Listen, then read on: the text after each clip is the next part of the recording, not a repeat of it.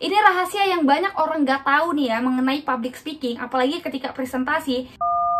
Halo semuanya, kembali lagi sama aku Jian di channel yang membahas seputar public speaking. Di video kali ini aku bakal berbagi tips yang bisa kamu lakukan. Tips ini gak pernah aku kasih tahu sama siapapun dan dimanapun. Jadi kamu adalah orang beruntung yang masuk di video ini. Karena kali ini aku bakal berbagi tips presentasi yang disukai atau yang disenangi guru. Presentasi seperti apa sih yang disukai oleh guru? Nah, sebelum masuk ke videonya, kalian yang belum subscribe, silahkan klik subscribe-nya di bawah. Kalau gitu, kita langsung aja masuk ke videonya.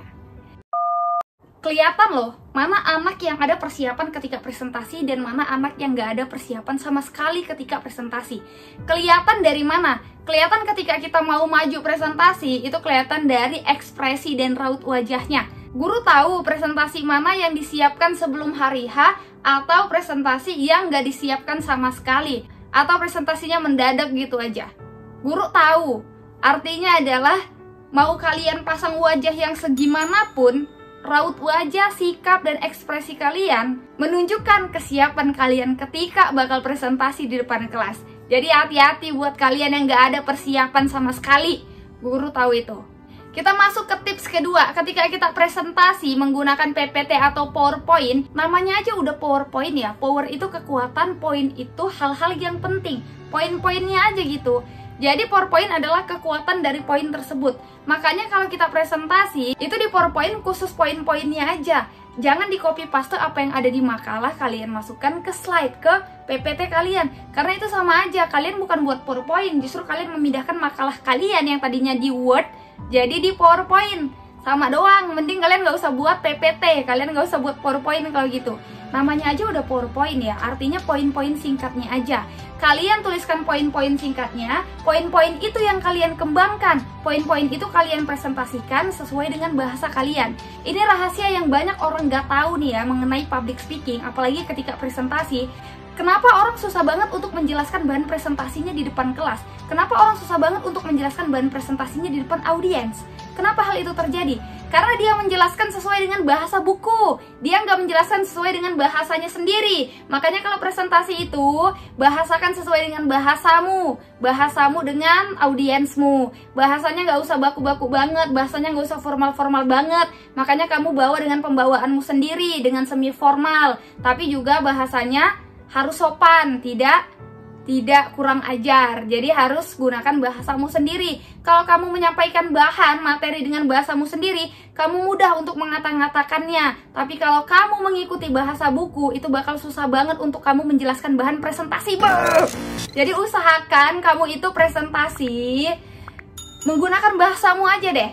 Aku sering dapat komentar, "Kak, kenapa sih kakak lancar banget, kayak nggak ada yang dipikirin lagi kak mau ngomong apa setelah itu?" Karena yang aku sampaikan sesuai dengan bahasaku. Poin-poin itu yang aku presentasikan sesuai dengan bahasa aku. Kamu nggak usah pakai bahasa buku lagi. Ya, kalau di poin udah pakai bahasa buku, ya udah presentasinya kamu bahasa kamu aja. Gunain bahasa sendiri. Gunain gimana caranya kamu itu rileks dan nyaman ngomong sama orang. Ya. Artinya ketika presentasi, poin-poinnya tersampaikan dengan bahasa kamu sendiri. Tapi ingat, tetap sopan dan santun. Bahasanya tetap baik dan benar. Tidak lari dan tidak kurang ajar. Itu dia. Intinya itu. Banyak orang yang nggak tahu soal ini. Jadi setelah kalian nonton video ini, kalian udah tahu ya harus apa setelah ini ya. Kalian udah tahu dong harus apa. Dan kalian udah tahu dong bagaimana cara menyampaikan materi kalian dengan bahasa sendiri. Udah paham ya sampai sini? Ada lagi nih tips dan rahasia yang gak kalah penting dari yang tadi, harus tepat waktu. Guru senang banget dengan murid atau siswa yang tepat waktu.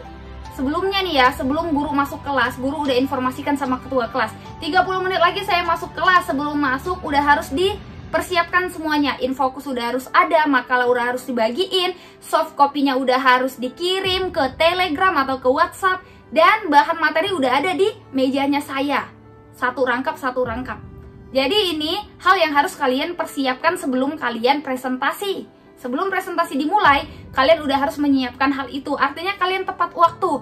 Banyak guru yang ketika mau presentasi, udah gurunya masuk di dalam kelas, itu siswanya masih pada bongkar-bongkar infokus, pada mau ngeprint, pada bahas tugas, padahal udah tinggal waktunya tampil di depan, udah tinggal waktunya presentasi, tapi masih ada aja yang menyalah, masih ada aja yang banyak tingkah. Kalau ketua kelas nggak mau tanggung jawab terhadap presentasi kalian, ya udah, ketua presentasinya kan ada, ambil aja infoku sendiri di kantor atau di TU, ambil, kerjakan sendiri, dan kalian susun sendiri, kalian bagi makalah kalian sendiri, kalian kerja sesuai dengan kelompok kalian aja. Gak usah mengharapkan ketua kelas, gak usah mengharapkan sekretaris kelas, karena memang itu udah bukan bagian mereka lagi ya, kecuali ketua kelas. Karena ketua kelas yang disuruh guru untuk mengambil infokus, atau mengambil laptop, komputer, atau sesuatu yang harus ada lah ketika presentasi.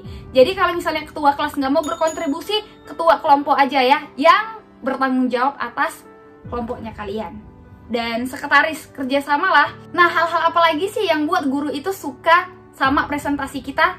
Kalau guru udah suka ya, kalau guru udah klop banget sama presentasinya kita, itu nilai yang ada di lembar nilainya dia, di buku nilainya dia, itu nggak hanya di situ. Nilai itu yang bakal ada di raportnya kita. Kenapa? Karena ketika mereka menilai, mereka langsung terbayang sama orangnya, oh anak ini presentasinya seperti ini, pengumpulan tugasnya bagus kok, pengerjaan tugasnya bagus kok. Jadi nilainya itu udah tinggal dipindahin aja. Mereka nggak perlu mengurangkan nilai yang aslinya loh, karena mereka udah tahu kalian tuh gimana orangnya. Jadi nggak perlu lagi untuk diolah-olah nilai kalian, untuk dikalkulatorin lagi, nggak perlu.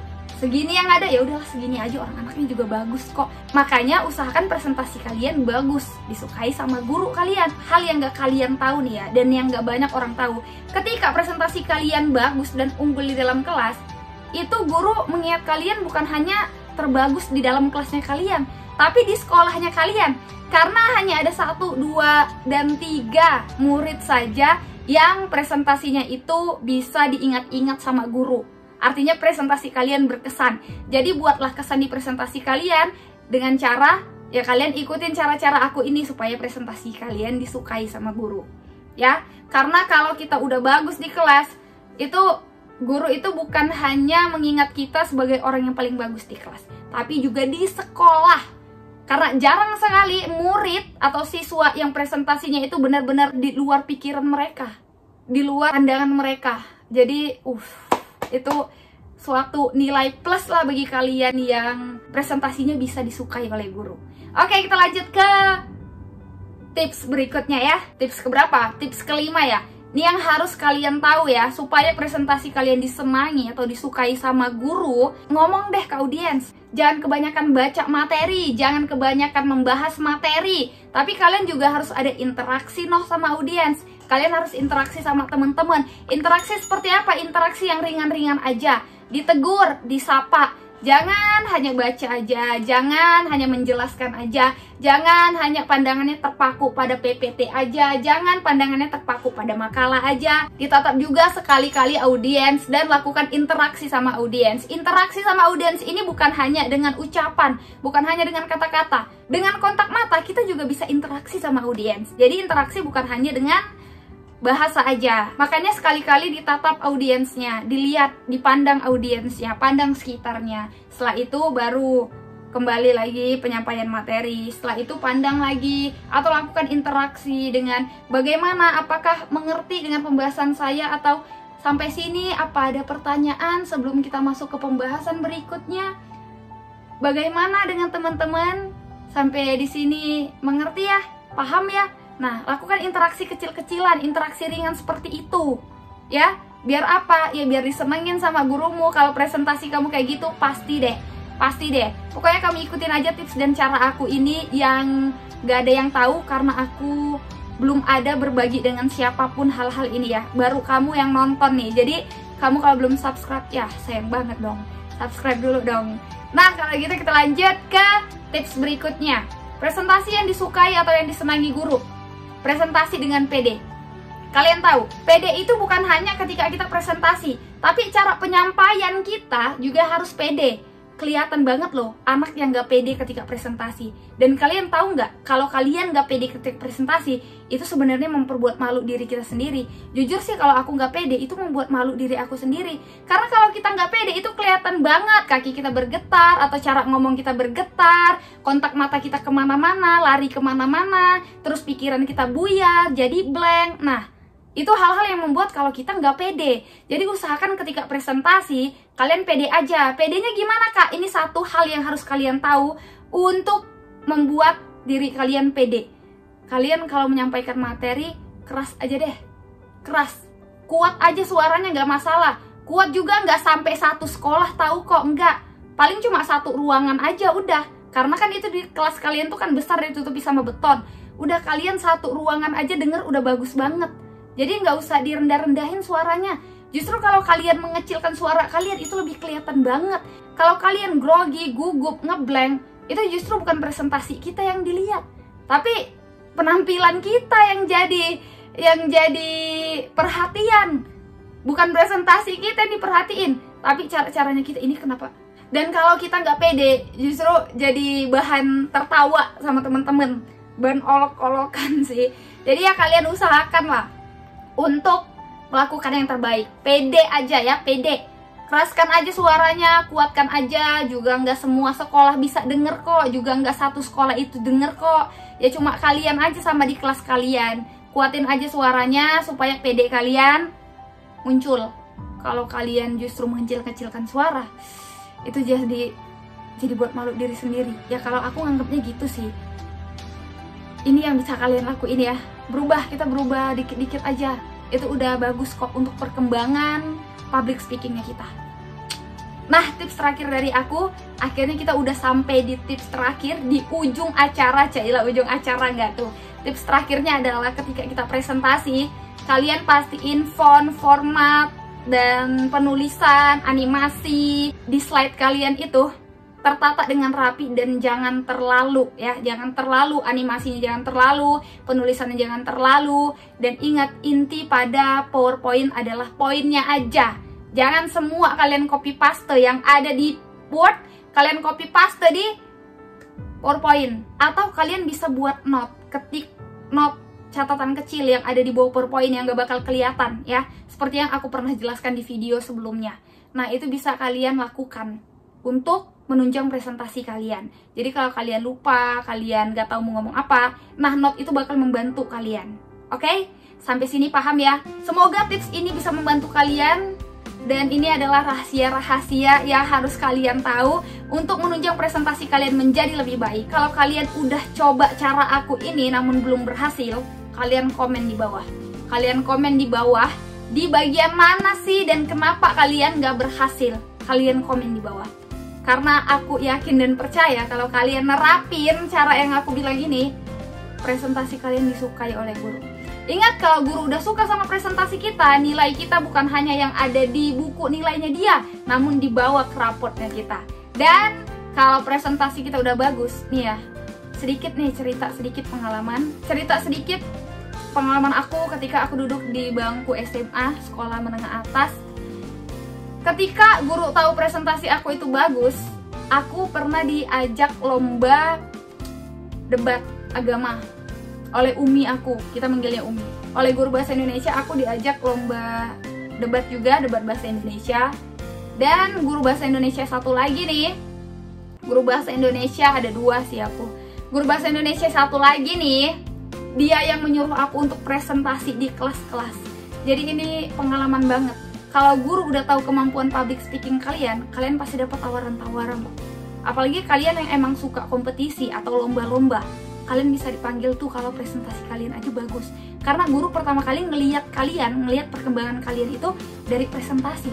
Guru ngelihat kita dari cara presentasi kita, cara ngomong kita, cara bicara kita, terus cara kita menyampaikan materi, cara kita mengolah data, cara kita menyampaikan pesan, menyampaikan ide, menyampaikan gagasan, cara kita berkomunikasi sama audiens, cara kita melakukan tanya jawab. Semua itu diperhatikan oleh guru. Artinya guru tahu mana anak yang benar-benar mengalami perkembangan di sekolahnya. Dan perkembangan ini bisa dilihat dari cara mereka presentasi. Kalian usahain deh presentasi yang bagus, presentasi yang baik, yang benar, dan presentasi yang memukau perhatian. Kalau untuk presentasi yang memukau perhatian, kalian bisa tonton video aku sebelumnya. Pokoknya channel aku ini membahas mengenai public speaking, salah satunya ya tips dan trik mengenai presentasi, membantu kalian bagaimana sih presentasi dengan baik dan benar. Ya udah deh, kayaknya ini terlalu panjang banget ya. sampai di menit keberapa nih, gila nih panjang banget. Pokoknya kalau kalian nggak coba cara ini, aduh sayang banget. Aku udah kasih tahu nih rahasia dan tips-tipsnya. Oke deh, kalau gitu aku tutup aja ya karena udah terlalu panjang. Kalau kalian rasa video ini bermanfaat, jangan lupa like, comment, subscribe, dan share ke teman-teman kalian biar kita sama-sama belajar. Oke semuanya, makasih udah tonton video ini. Thank you, see you, goodbye, stay healthy, stay positive. Makasih udah tonton videonya sampai akhir. Jangan lupa like, comment, dan subscribe, dan share ini ke teman-teman kalian biar kita sama-sama belajar. Jangan lupa follow Instagram aku Jihan Isra. Kita jumpa lagi di video selanjutnya. Bye bye.